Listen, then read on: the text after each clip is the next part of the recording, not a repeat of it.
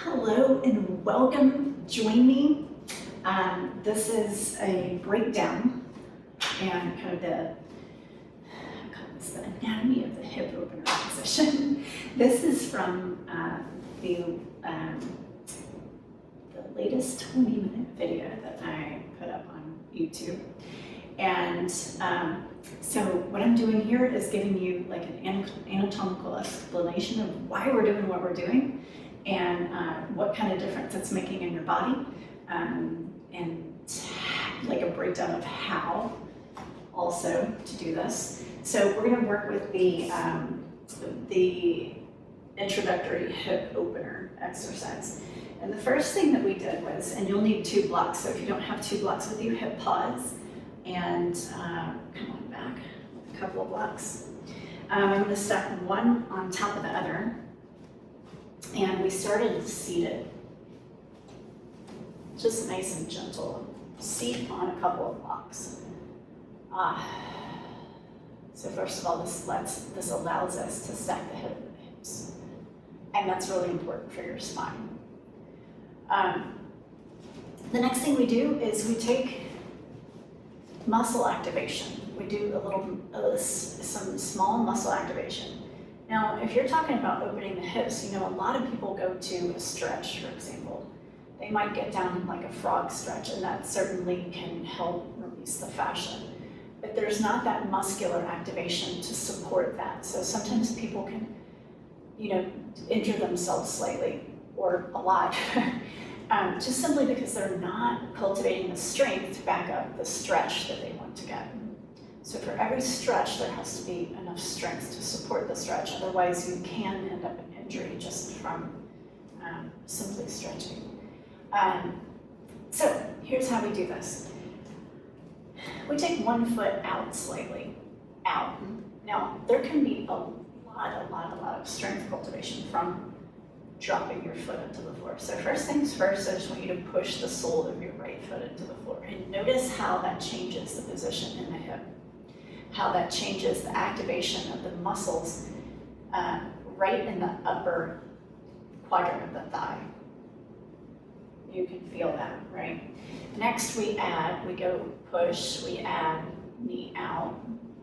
And I want you to, because we're going really subtly, we can actually use the muscle to do this and not just kind of push and stretch on something, right? So we push down, we take the knee and reach it out, so it's a muscle activation there. And then we reach the knee back, and that's another muscle activation there. All right, so we're using our abductors to do these things, and abducting opens the hip, right?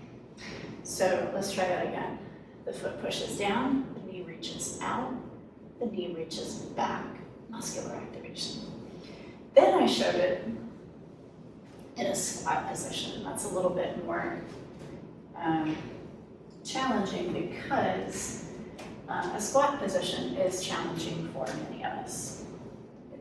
It took me a while to get into like a really deep, good, solid squat.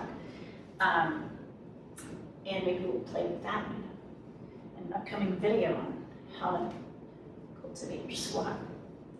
All right, so if we have the same position, the foot still pushes down, we still get that muscular activation as we reach the knee out, and we still get some muscular activation as we reach the knee back. Now, for all of my friends who have maybe you have a stair rail or, some kind of thing where you have balusters, right? So you imagine a stair rail and then the stripy pieces of wood or balusters. So imagine if you go and hang on to that and get into a squat and try this, because it will help you establish a little bit of balance. You can sit back into your heels a little bit better.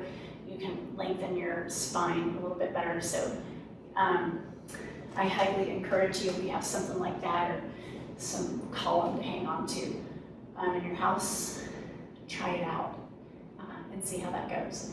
But the hip openers certainly need muscle activation, and many times that's what's missing. So I just like to reiterate that point.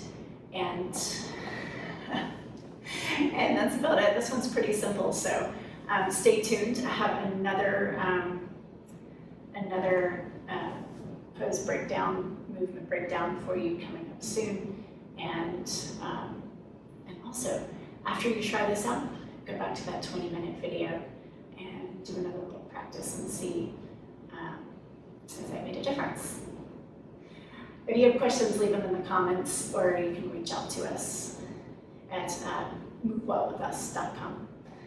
I will see you very soon.